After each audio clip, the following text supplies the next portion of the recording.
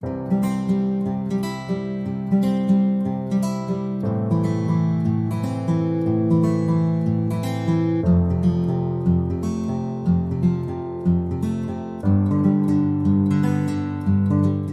o texto de hoje será o texto de Neemias, no capítulo 9, de 1 a 5, e de 1 Coríntios, no capítulo 10, versos de 1 a 13. E o tema será reflexão na quarentena. O que é que nós podemos refletir e pensar e ponderar nesses tempos aí de quarentena em que muitos estão dentro de casa? Na verdade, são lições do passado que servem para o presente. O único povo que tem uma história completa é o povo de Deus, pois a sua memória é uma memória eterna. O apóstolo Pedro diz, 1 de Pedro, capítulo 2, versos 9 e 10, vós, porém, sois raça eleita, sacerdócio real, nação santa, povo de propriedade exclusiva de Deus, a fim de proclamardes as virtudes daquele que vos chamou das trevas para a sua maravilhosa luz. Vós sim, que antes não erais povo, mas agora sois povo de Deus, que não tinhas alcançado misericórdia, mas agora alcançastes misericórdia.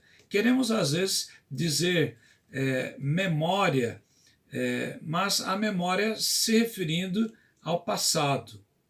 Deus, quando faz registrar a palavra de Deus, ele o fez para nos ensinar e nos dar esperança. Paulo escreve aos Romanos, no capítulo 15, no verso 4, quando ele diz, pois tudo quanto outrora foi escrito para o nosso ensino foi escrito, a fim de que pela paciência e pela consolação das Escrituras tenhamos esperança. No texto de Neemias, nós observamos o comportamento do povo de Deus em buscá-lo com o coração. Entretanto, Esdras e os levitas sabiam das limitações humanas e que no decorrer do tempo o povo deixaria o seu entusiasmo inicial e voltaria para aquela estagnação espiritual. Por isso, os capítulos 9 e 10 formam uma unidade. O capítulo 9 prepara o caminho para a renovação da aliança e o capítulo 10, então, fecha a aliança. Cyril Barber, quando comenta este texto, ele diz que o capítulo 9 ele pode ser dividido pelo menos em 3 etapas principais. Primeiro, a preparação do povo, os versos de 1 a 4. As condições que Deus estabelece na sua palavra são cumpridas. O povo reconhece o seu pecado, se quebranta e agora confessa o seu pecado e adora ao Senhor. Em segundo lugar, a oração feita pelo povo, do verso 5 ao verso 31. A graça de Deus é exaltada e o pecado do povo é exposto. Há uma história toda mostrando como ocorreu o pecado do povo de Deus. Em terceiro lugar, a promessa do povo, dos versos 32 ao 38, onde nós temos a aliança de Deus que vai começar a ser renovada, preparando o caminho então para o seu desenlace no capítulo 10. A história do povo de Deus, nesse capítulo 9, ela pode ser dividida em 4 partes.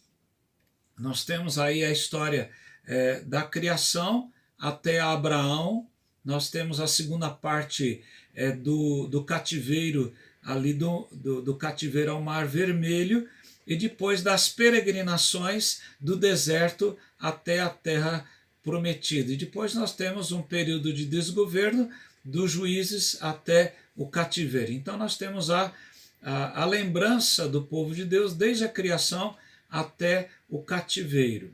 E quando olhamos o texto de 1 Coríntios, no capítulo 10, versos de 1 a 13, nós podemos ver a história é um pouco mais resumida e nós vamos dar uma olhada nessa história. O que significou para o povo de Deus na velha aliança, o que significa para nós hoje, quais as lições que nós podemos tirar hoje como povo de Deus do presente. O que nós percebemos é que o povo de Deus estava ali sobre a direção do Senhor. Deus então os dirigia, os guiava e Deus então dava a eles a direção que eles precisavam. Lá no capítulo 10 de 1 Coríntios, Paulo diz nos versos 1 e 2: Ora, irmãos, não quero que ignoreis que nossos pais estiveram sob a nuvem, lembrando Êxodo 13, 21, 22, e todos passaram pelo mar, Êxodo 14, 22 a 29, tendo sido todos batizados, assim na nuvem como pelo mar, com respeito a Moisés. A palavra de Deus também diz que eles comeram do manjar e beberam da fonte ou da fonte espiritual que era exatamente Cristo. No verso 3, a palavra de Deus diz: todos eles comeram de um só manjar espiritual, Êxodo 16, 35, e beberam da mesma fonte espiritual, Êxodo 17, 6 e Números 22, 11, porque bebiam da pedra espiritual que os seguia, e a pedra era Cristo. Veja que o Paulo está dando uma interpretação já por aquilo que estava acontecendo. O povo então comeu do manjar e bebeu da fonte espiritual, e esse manjar e essa fonte era então Cristo, essa pedra espiritual que o seguia. Jesus é a rocha que o Velho Testamento fala, e essa rocha, essa pedra era Cristo. No entanto, Deus se desagradou do seu povo. No capítulo 10, verso 5 de Coríntios, Paulo diz: entretanto, Deus não se agradou da maioria deles, lembrando Números 14, 29 e 30, razão porque ficaram prostrados no deserto. A vida do povo de Deus não agradava ao Senhor. Quais são essas razões? Quais são essas questões que o povo trazia e desagradavam o coração de Deus? Veja que as lições do passado, elas têm algo para nos lembrar e mostrar ao nosso presente. Nos versos 6 a 11, a palavra de Deus diz: ora, estas coisas se tornaram exemplos para nós, a fim de que não cobicemos as coisas más como eles cobiçaram. Números 11, verso 14. Paulo também diz que eles cometeram o pecado da idolatria, adorando aqueles 2 bezerros de ouro, molde que fizeram ali do Egito. E Paulo então diz no verso 7, não vos façais, pois idólatras, como alguns deles, porquanto está escrito, o povo assentou-se para comer e beber e levantou-se para divertir-se. Não tem problema comer e beber no sentido bíblico, com moderação, sem excessos, mas o povo de Deus levantou-se para divertir-se, e o texto fala que eles estavam ali para adorar a imagem, se contentando com a imagem. Isso desagradou a Deus. Não somente a idolatria, mas também a imoralidade. O verso 8 diz: e não pratiquemos imoralidade, Números 25, de 1 a 18, como alguns deles fizeram, e caíram num só dia 23 mil. Vejam quantas pessoas caíram por causa da imoralidade.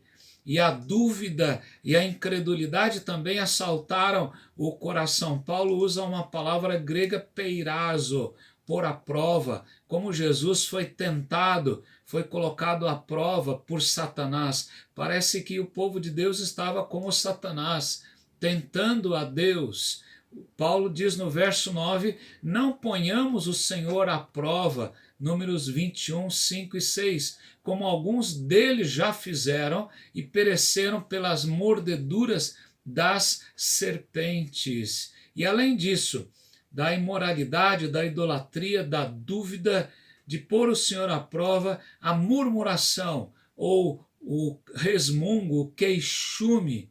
Verso 10, Paulo diz: não murmureis, lembrando Números 16, 41 a 49, como alguns deles murmuraram e foram destruídos pelo exterminador. Isso significa que as lições do passado servem como advertência para nós. Paulo diz então no verso 11, fechando esse texto: estas coisas lhe sobrevieram como exemplos e foram escritas para advertência nossa, de nós outros, sobre quem os fins dos séculos têm chegado. Quais as lições do passado que servem para o presente? Paulo então vai comentar e vai aplicar muito bem esse texto que está aí no Velho Testamento, é repetido pelos profetas, é repetido nesse tempo de Neemias, Esdras. A primeira coisa, Paulo está colocando aqui no verso 12, o que pensar que está de pé, ele precisa tomar o cuidado para não cair. E Paulo diz: aquele, pois, que pensa estar em pé, veja que não caia. Por isso é preciso vigiar e orar, como Jesus disse: vigiai e orai, para que não entreis em tentação. O espírito, na verdade, está pronto, mas a carne é fraca. Mateus 26, 41. Quando nós pensamos nas lições do passado, pensamos não só o cuidado para nós não cairmos, como caíram os nossos antepassados bíblicos, mas Paulo diz que toda tentação ela é humana. E Paulo diz: não vos sobreveio, na primeira parte, na letra A do verso 13, não vos sobreveio tentação que não fosse humana, isto é, toda tentação ela é humana, não é algo que nós não vejamos, é algo natural àquilo que nós passamos. A segunda coisa que Paulo fala, que nós devemos tomar o cuidado, não só vigiar e orar, mas perceber que a tentação é humana, mas perceber que Deus é fiel, Deus está conosco. Deus não permite que sejamos deixados numa situação sem que Ele venha nos acudir quando nós oramos, nos quebrantamos e nos colocamos na sua presença.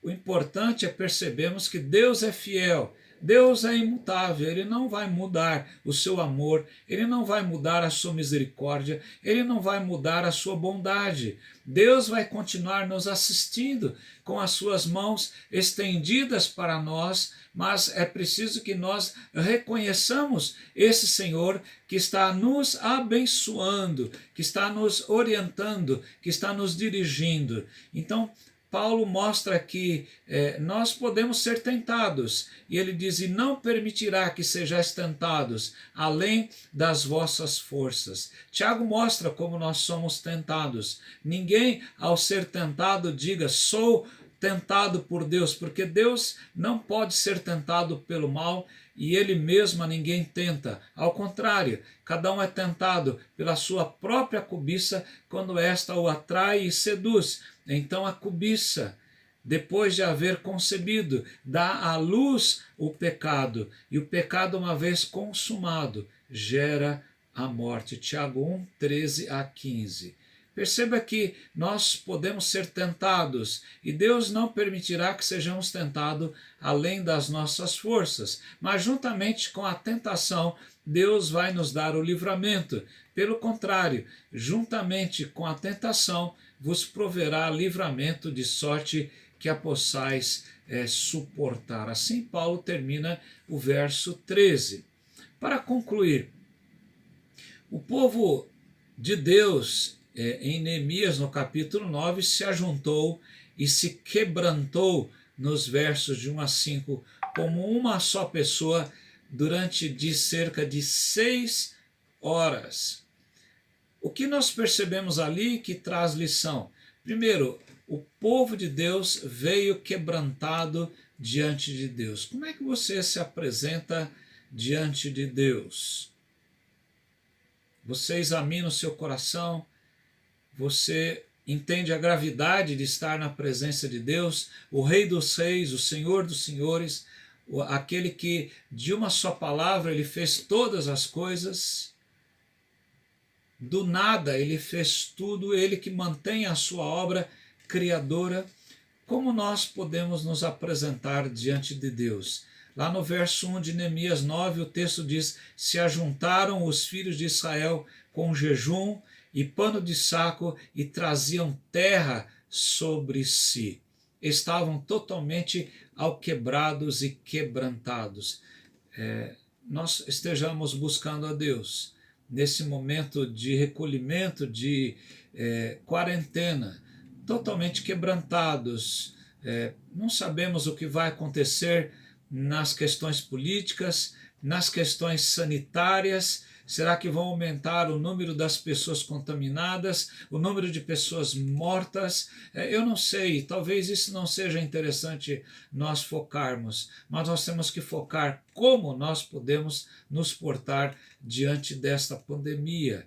O povo da antiga aliança se quebrantou, reconheceu o Senhor, reconheceu os seus pecados, os pecados dos seus antepassados. E aí o verso 2 diz: fizeram confissão dos seus pecados e das iniquidades de seus pais. É interessante pensar o reconhecimento não só do nosso pecado, mas do pecado de todas as pessoas que estão também à nossa volta. Em terceiro lugar, percebemos que a tribo de Israel, ou os israelitas que lá estavam, e aqueles que sobem no lugar ali dos levitas, diz o verso 3, levantando-se. Essa expressão ela vai se tornar muito comum, levantando-se no seu lugar, leram no livro da lei do Senhor seu Deus. Uma quarta da parte do dia, em outra quarta parte fizeram confissão e adoraram o Senhor seu Deus. Os que estão quebrantados, os que estão tendo consciência da gravidade da situação, confessam os seus pecados e adoram o Senhor. Mas é interessante que eles clamam ainda com mais veemência, diz a palavra de Deus. Eles clamaram em alta voz, diz o verso 4, clamaram em alta voz ao Senhor, seu Deus.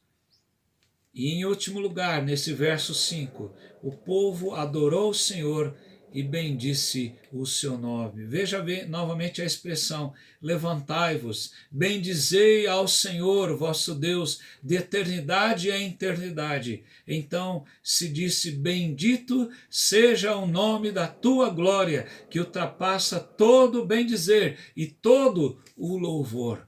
Veja que nós podemos perceber aqui que o povo realmente que veio buscar ao Senhor entendeu a gravidade da situação e como ele deveria se portar. Será que você está entendendo tudo o que está acontecendo à nossa volta? Será que você está alarmado, com medo? Será que você está depressivo? Como está o seu coração? Na verdade, nós temos que buscar os princípios de Deus aqui. E nós temos que orar, se humilhar, temos que nos curvar diante do Senhor e temos que reconhecer os nossos pecados e temos que então bendizer e adorar ao Senhor, não lamentar, não murmurar, não arrumar alguma coisa para nós idolatrarmos nesse tempo, mas ao contrário, nós nos colocarmos diante do Senhor Jesus. Paulo interpretou esse texto de Coríntios 10, dizendo que a nuvem que estava seguindo o povo de Deus, e aquela coluna era Jesus Cristo, a nossa rocha. Jesus é a nossa rocha, Jesus é a pedra da nossa vida, e pode acontecer o que for na nossa vida ou à nossa volta, Jesus está conosco, nós estamos com Ele, e nada nos separará desse amor que está em Jesus Cristo. Que você tenha essa convicção, e que as lições do passado nos façam refletir no nosso presente, como nós podemos passar por esse momento de quarentena. Por isso o tema Reflexões na Quarentena. Reflita isso no nome de Jesus e que Ele nos abençoe. Amém.